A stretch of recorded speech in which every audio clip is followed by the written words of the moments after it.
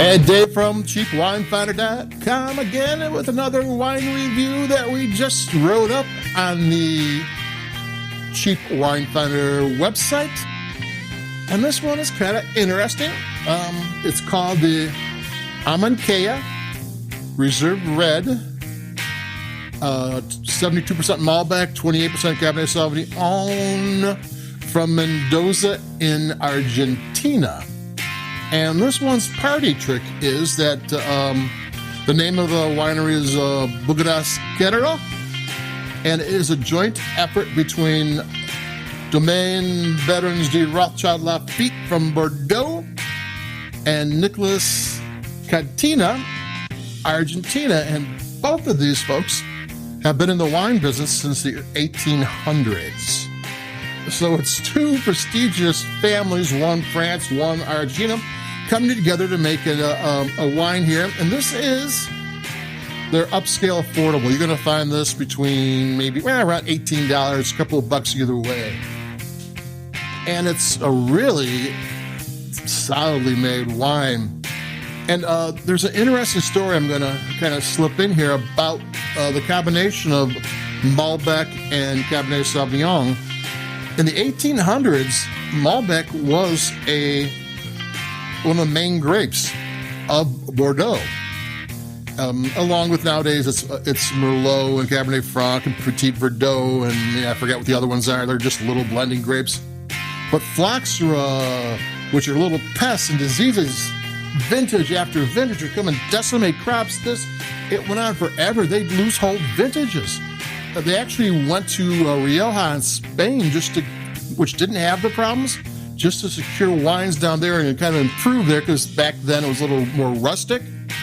But all the Rioja is now one of the leading wine regions in the world. But back then, France went down there to get wine to make up for all the stuff they were losing, and it got to the point where the Malbec grape had so many bad vintages year after year that they quit growing it. So it was kind of like the lost grape of Bordeaux. And it turns out, after DNA tests, that, because they thought, well, it's gone for good, there is still Malbec in France. Cahors areas in the south of France, still a huge Malbec region. But it turns out that sometime, somewhere, someone sent Malbec grape to Argentina. Has been thriving there. So Cabernet Sauvignon and Malbec, and this is basically the grandkids of Bordeaux Malbecs, were always meant to go together. So this is actually a really kind of cool wine. It's something that should have been a long time ago, and it was 100 years where it didn't happen. Well, it's happening in my glass right now. I'm taking a sip.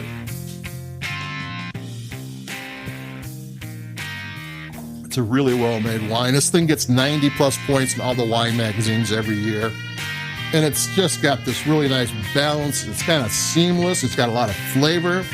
The flavors don't go too overboard. You can tell it's French, but it's a little bit, a lot of French wines are kind of sleek, but there's some good fruit here. That's got, it's not all just balance. There's flavor too, and that's pretty nice. And it tastes great.